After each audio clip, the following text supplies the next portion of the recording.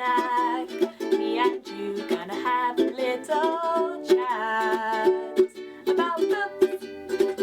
Hi guys! So I'm going to be doing a book review today, and the book that I am going to be reviewing is The Way of Kings by Brandon Sanderson. And as you can see, I obviously have two editions of this, one in paperback and one on my Kindle. I did actually tend to read the majority of it on my Kindle just because this is such a giant book that it's a lot easier to read it on my Kindle, which is a lot less weight for my hand to hold the whole time. So this came out in 2010, I believe, and it's 1007 pages long. This is the first book in a 10-book series by Brandon Sanderson. It's called the Stormlight Archive, and it's going to be amazing. Having read this, I can now tell you that, and I'm really excited for the next one, which is Words of Radiance, and that comes out on the 6th of March in 2014. So quite soon. I'm really happy that it'll be out soon. So basically this is set in a world called Roshor.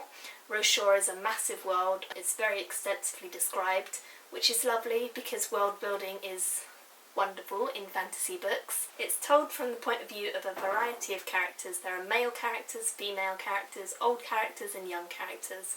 And some of the main ones who are focused on quite a lot are Kaladin, who is actually a slave, but we kind of see into his past quite a lot. He's probably the main character in this book, to be honest. It focuses on him and his life and what he's doing a lot more than the majority of the other characters. I actually found him to be a really in-depth and detailed, really well developed and really just an interesting and innovative character who definitely was worth the focus and the spotlight in this book. So I would definitely say that I liked him as a character. I felt that his morals were good and that he had good intentions, and he was a really wonderful character. Then we have Shaolin, who is a girl on a mission. She is travelling out on her own for the first time. She's got something that she needs to do and nothing's going to get in the way of that, or so she thinks. And she's a really interesting character as well. She's got a very personal backstory that we hear about, which is lovely. And we kind of don't know all that much about her family and where she comes from. It doesn't tend to skip back in time like it does for Kaladin, but she has a story behind her character, and we can see why she does things that maybe we would consider questionable. Next we have Seth, Sanson, Velano, who is quite a mouthful to pronounce, and he is basically a member of the Truthless. His life is basically owned by people. We do feel quite sorry for him the entire way through the story. I felt like his life was definitely not one that I would want and that I would wish upon anyone else. He didn't seem to be coping too well with the repercussions of all the sort of things that he had to do. Then we have Wit. Wit is quite a comical character. He's basically a jester, and he has a lot of lines which really make you think and are quite thought-provoking and intriguing, and what the bigger picture is, and he kind of has inklings into things that we don't really know that much about. He kind of lets a few things slide that give us more mystery and more detail, and he's kind of a strange character. He doesn't really come into his own in this, but I kind of get the feeling that he'll come into it in a bigger way in the next books, so I thought I'd give him a mention. So then we have Dalinar, who is an old man. He's quite elderly. He's been in the army for a very long time. He's a soldier, and he's also the king's uncle, so he carries a lot of responsibility with him, and he's very practiced in the art of war, and he knows what he wants to do. But he has quite a lot of troublesome things going on in his life. He's having all sorts of terrible decisions and things thrust upon him without him wanting this, and a lot of different things are occurring which cause him to have some very tough decisions and force him to look into the realms of men and see what is going wrong with his current situation and what he can do to resolve it, and all this sort of very in-depth and deep problem solving, I suppose, he kind of has to deal with. Then we have so many other characters involved in the story as well. All different characters, all different people coming from all different worlds. It spans across a variety of different countries, and it spans across a lot of different ages. We see flashbacks into the past and flash forwards into the future. We see our characters when they were younger, and there's a lot of depth to this story, and it's really intricately woven. You have to kind of make sure that you're focused on what time in the past we're focusing on at the moment, or whether we're in the present and stuff. But I didn't feel like that detracted in any way from the story, and I felt like it really increased my knowledge about what was going on and really helped to affirm some of the feelings that I had for the characters as I read about them in more detail. Essentially, it's the world of Roshor is being threatened by something. Something is happening to people and to the world that they don't know about. They've heard stories about things like this, which have happened in the past, and they know a little bit about what could be happening.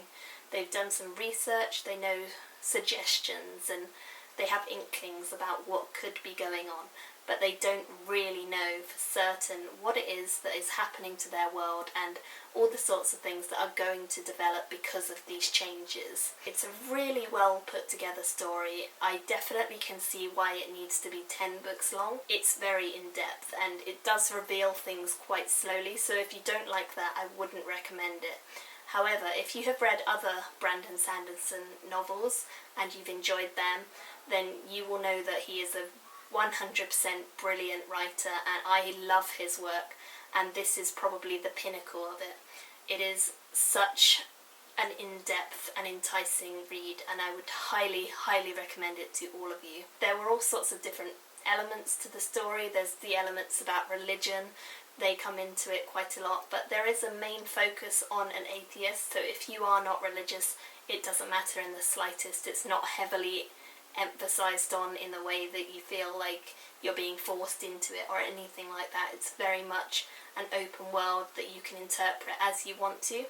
There's also the magical elements of the world, such as the shard bearers who have magical armour, and the people who can do lashings, all sorts of different things without giving it away that go on in this world and make it more mystical and more magical and just bring things to life and just really give a sense of kind of science fiction.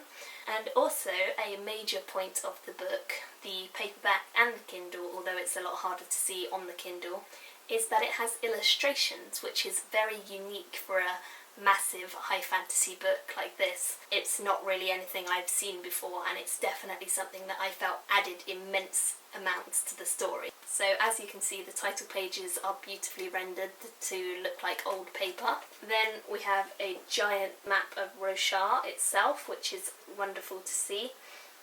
Beautiful rendering again, so that's wonderful.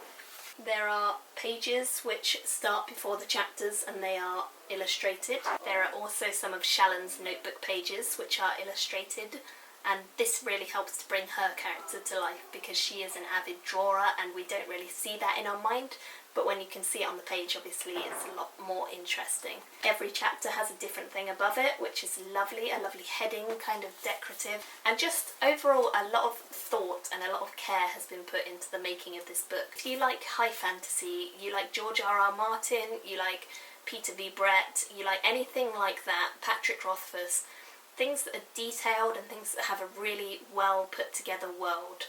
That sort of author, that sort of style is fully encompassed in this story and in this series.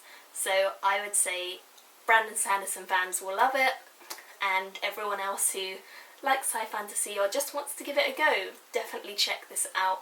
And I cannot wait to hear all of your comments down below because I am really excited to discuss this. I know not that many people on BookTube have really talked about it. In fact, I've not seen anyone. So let me know if you have read this and let me know what you thought about it, because I thought it was amazing. I gave it 5 out of 5 stars and I would highly, highly recommend it. So thank you guys for watching. I hope you enjoyed it and I hope that I have convinced you to buy it. And I will talk to you all again soon. Bye! Me and you gonna have a little chat about books. Also, this is a bookmark that my sister made me for Christmas, and this is a bookmark that I have been using in the book. So that's quite cool. Thank you, Molly.